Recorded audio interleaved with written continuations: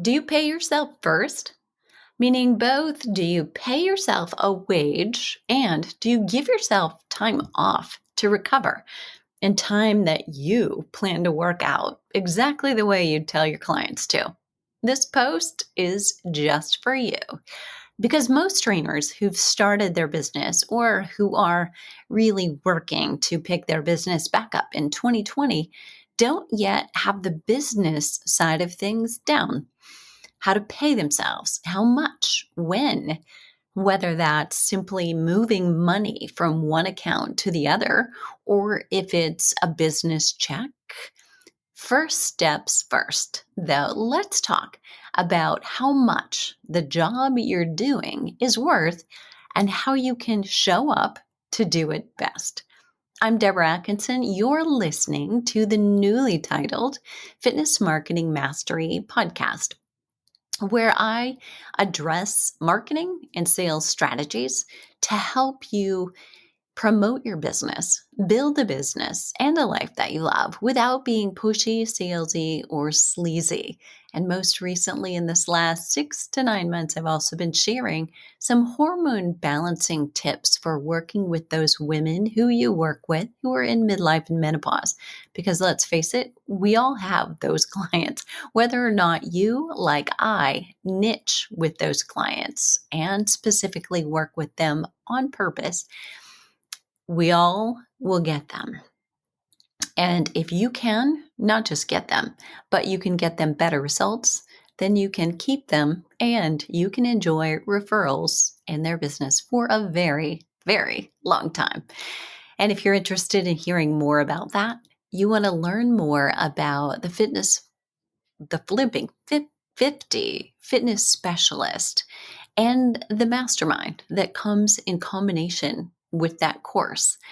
So I'll link to that in the show notes, but time is running out. If you're listening to this in the beginning of Happy New Year, by the way, January of 2021, we are launching this mastermind. Get started. We're going through it for 10 months altogether.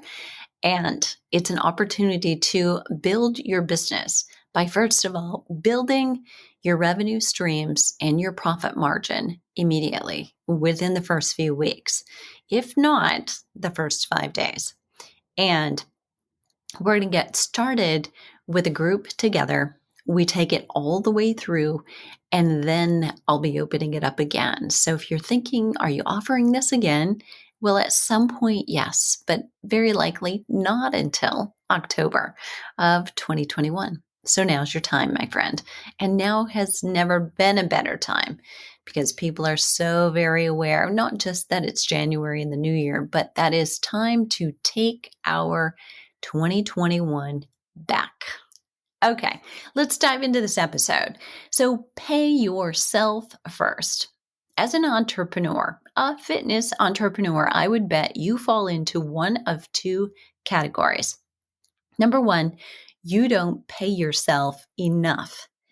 You take a payment from your business, but only if you make money. You make enough money and you move it to your personal account when you need it. Now, that's for those of you who already have a separate business account and a separate personal account. If you're still kind of keeping things in the same pool, tip for you, my friend, that right now in the beginning of 2021, make life easier for you and for your accountants. If it is truly your intention to build a business, one way you can say that to yourself, and you are the most important person to hear it, to declare, this is what I'm doing to the universe, is to create those two separate accounts. Make sure you're not just putting money into your own and depositing that into your personal account for business revenue. Separate those two accounts and then we'll keep going. So hang on. So if you are paying yourself less than you would pay anyone else, and keep listening, even if you have that one personal account right now, your personal checking, personal savings, and everything kind of goes in there, keep listening because pay yourself is still relative to you and what you're doing. say this, that you'll work out before anything else. There's no way you'd skip that, but you're not as disciplined maybe when it comes to running your business. And by that, what I mean is not that you don't roll up your sleeves, not that you don't work lots of hours, but potentially you work so many hours for ultimately so little money. I mean, if you look at the hours and the time that you put in thinking about your business, thinking about things that you should do, reading about your business, continuing education and more certifications for your business, or literally doing the training and the things that drives your revenue. And then you look at your income from doing all of that at the end of the year. And if those hours, that income comes out to less than something you'd earn if you were to go to work for somebody else, what are we doing? That's what you need to be asking yourself. And let's fix it. So that's one, you don't pay yourself enough. Number two, you may be in this category. You don't give yourself the same disciplined exercise and nutrition support as you do your clients. You get caught at your computer, returning emails and phone calls and writing your programs. And so you don't eat, you skip lunch, you miss breakfast, you have too much caffeine, you don't get up often enough from your work, and you don't work out the way you should. And you promise yourself that tomorrow will be better, that when you catch up or when you make enough money, it will all be different. Well, I'm here to tell you that it won't. Because when you make more money, it's probably because you have more customers and you have more people on your team, which means you have more people texting you and emailing you and messaging you on social media. And there isn't that dreamy more time ever opening up. So if either one of those two descriptions fit you, even if they're not perfect descriptions for you, but they're close, keep paying attention. How do I know they might be close? Well, 37 years of doing it myself. Literally, as I record this, it's January 1st. So do I have a problem? Entrepreneur, addicted to work? A little bit. However, I've always felt that every gym should be open on January 1st. I never understood closing on all holidays, including January 1st, when our clients and customers should be most likely to want to turn over that new leaf and start fresh. So here I am holding that up myself. So 37 years of making these kinds of mistakes myself. I was either one or the other of these entrepreneurs or both at the same time. And maybe if I'm truly being honest here, in 2020, I would say both. I was working more time, more hours, trying to figure out the chaos that we were in. So, ultimately getting paid so much less than I should have or could have. And also getting stuck, getting caught behind my computer. Now running basically an online business for the last 7 years, my schedule didn't change a lot, but there was a little bit more compulsiveness going on about turning on the computer first thing in my pajamas, probably within 10 or 15 minutes of being up. That's what I would do. And I would get caught there for 6 or 7 hours, take a short break maybe to be respectful and put on something other than pajamas by noon. And then maybe, just maybe, I would work out, but maybe not till later. And then maybe not at all. That happened way too much in 2020. And I even made huge leaps and bounds, but 2020 put me right back there for, hopefully not much longer. I've got to declare, just as you do, that I'm changing it. So, in fact, today, this year, I'm committing to two things myself. Number one, I pay myself first, and I mean with workouts. That's probably been my biggest downfall. No more, work straight through from 5 a.m. to 11 a.m. or noon and then miss the workout that I wanted to do. And with support staff, that's the other change I'm making. I paid myself crap for much of 2020, as we all did. I cut expenses everywhere I could to balance out those months where panic was evident and spending from customers was down. But as business took off, and it definitely did, I continued to do jobs that could have been done by somebody else for $10 or $15 an hour instead of the value that I have in the company and my hourly rate. You may have always wanted to hear this from somebody else. The sun rises and sets with you. So you're hearing it from me. It does. It literally does. In your business, it's true. It's not the podcast production or the blog post or the scheduling of clients or social media posting, but it's the vision and the programs and the products that only you can make and the team of support that only you can lead. You have to take care of yourself, first of all, in order to show up for everything else. No one else on your team should see themselves as a visionary of your business. You've got a problem, if that's true. You hire a team to implement the things that you can't with their scope of practice. Say it's technology. They can tell you what's possible when you've described to them what you want, meaning they can tell you how much it will cost in their time and money and any additional software that you need. But only you can call the shots and determine, is this a profitable next step that I should take? Do I need to vet out some other bids and see what would someone else charge me for that same job?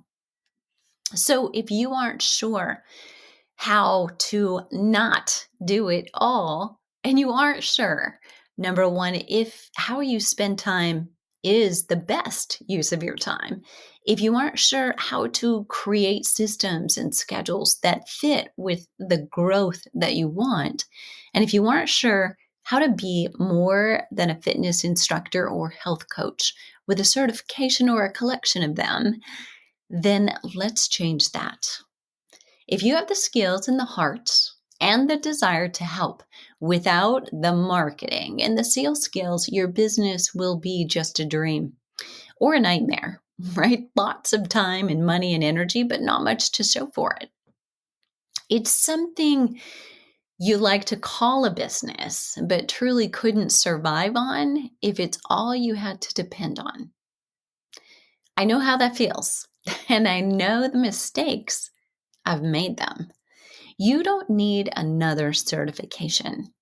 Even after you get it or another degree, you still need to market, to sell, to have visibility, and to have a voice. Meet me Thursday, January 7th, if you're listening to this at the beginning of the year, whether you want to work with women in midlife, where I've made my niche, or you have a niche you love and the ability to create an offer, increase the number of customers you sell to, or increase the amount of each sale, and save on your expenses that are unnecessarily killing your profit. Those are skills that every entrepreneur needs. And the sooner and earlier in your business and career you learn those skills, the more quickly you can scale a business. I'm going to be hosting a 5-day challenge so you can grow your social media reach organically. You won't spend a dime on it unless you choose to. Stay posted on that. It happens in the next 2 weeks so we can get you off to a strong start, doing what you do in January, but doing it better. So in terms of paying yourself first, where do you start? For paying yourself, you've got to look at what would you get paid if you were working at another comparable employer. So if you buy your own insurance, your own health insurance, or you would if you didn't have, say, a spouse or partner who you were covered under, you want to factor that insurance in too. So look around a little as if you were seeking a job. I mean, go on LinkedIn, go to the want ads for fitness or health professionals. And what do you find? What are the offers that you would literally consider? And how are you compensated? Is it hourly? Is it salary? Is it commission? What's the compensation package? And then determine, are you paying yourself that kind of wage for the time that you're putting in? And if not, something has to change. You need to either raise your rates, you need to sell to more people. That is, if you have the time to take on more people, you need to create an online program that stands alone or that's a complement to your one-on-one training. And maybe you do a combination of all of the above, because those are ways to increase your income and revenue. Now, don't panic if the best answer for you is to raise your rates because you're out of time. And the reason is you're in demand, then hold on. There's a good chance that when you raise your rates, you not only get better clients, but you also get a bigger waiting list. That's just how it works. Everyone wants the best. They want to work with the best. If your marketing messages match your quality, and that matches the rate that you're positioning yourself with, it can work beautifully. You'll find potentially that you're no longer attracting those most likely to drop out. You're attracting business owners, lawyers, realtors who are busy, but they do the work and they show up for appointments. Making time for your self-care. This is another way you pay yourself, right? This one's going to require delegating. So either somebody who does it faster than you or can do it for less per hour than you're worth, then you can do it. For you to remember what it's like not to be tied to your phone or have a laptop constantly with you, you've got to give up some control. That's it, right? That's the reason you won't delegate or haven't yet.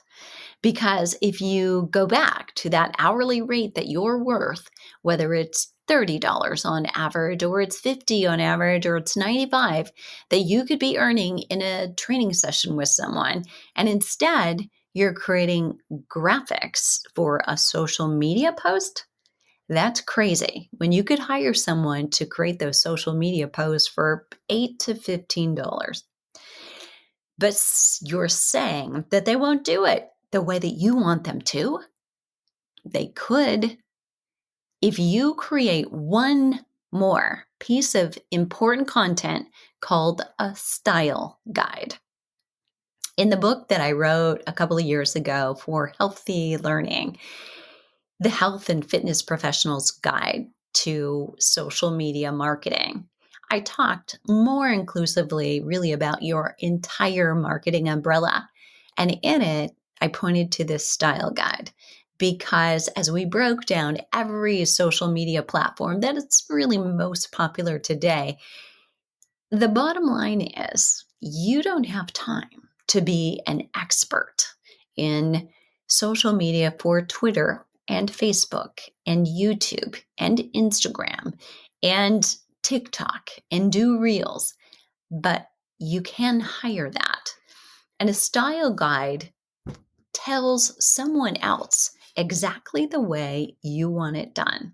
Inside of a style guide, you tell them, these are the types of images. This is how close they are, or how the background is blurred out. These are the filters that we use, or we don't ever use filters. You talk to them about these are the fonts that we use. We always put font on the image, or we never put font on the image. It's totally your call, but you have the opportunity, and I give you the prompts in the style guide creation piece of content that I'm giving you here. I give you the prompts for things to think about that you may otherwise miss. You're doing all these things all the time subconsciously. So if you hand it over, someone else is not going to be able to just look at your posts and say, oh, I see what you're doing here. You're going to have to tell them, here's how I want the images. Here's how, if we put fonts or meaning text on the images, here's the fonts that you should use. Here's what you should never use. Here's the colors of those fonts. Here's my logo. Here's where that should go. Here's the use that's appropriate. Here's what I never want you to do with this logo. And you can do the same thing, and I include this in the style guide, creation, content, how to create text and copy. So literally how to have your voice or let someone else do it. Now, of course, you want them to, if you do a podcast, you want them to listen to a lot of your podcasts. So they start to understand, how do you talk? How do you speak? How do you say it? Are you like flat out in your face blunt? Are you working more eloquently, and you take your time and you do things more politically correct? What's your style? But that should come out because they've listened to some back episodes, but it should be really evident from the style guide, driving it home. Topics we talk about, topics we never talk about, what our stance is on certain foods, what kinds of foods will never appear or ingredients will never appear in any recipes that we share, what kinds of exercises will never appear. That kind of thing is what you put in your style guide. That gives someone a license to be able to say, okay, I'm going to create content here. They can bring it back to you and you can look it over. You can do that for months. You can do that for a few weeks until you feel they've got a handle on it. And when I have somebody in this position, if it's appropriate, I would have them go through my programs. I would give them access, let them go through it like a customer, so they begin to understand exactly what a customer is experiencing and what they're hearing from me as a coach, because that too helps just emphasize what the message is that you're sending. So there you have it.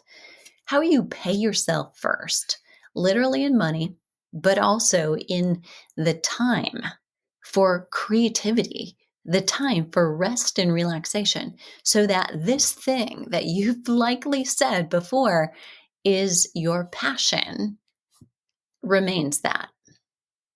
Your passion and your purpose. One that you get up in the morning to do because you can't imagine anything else, but one that you do in service to not only your customers and those who are on your team, but to yourself, so that you can show up for everyone else. What are you waiting for? The world needs you right now more than ever, and they are ready.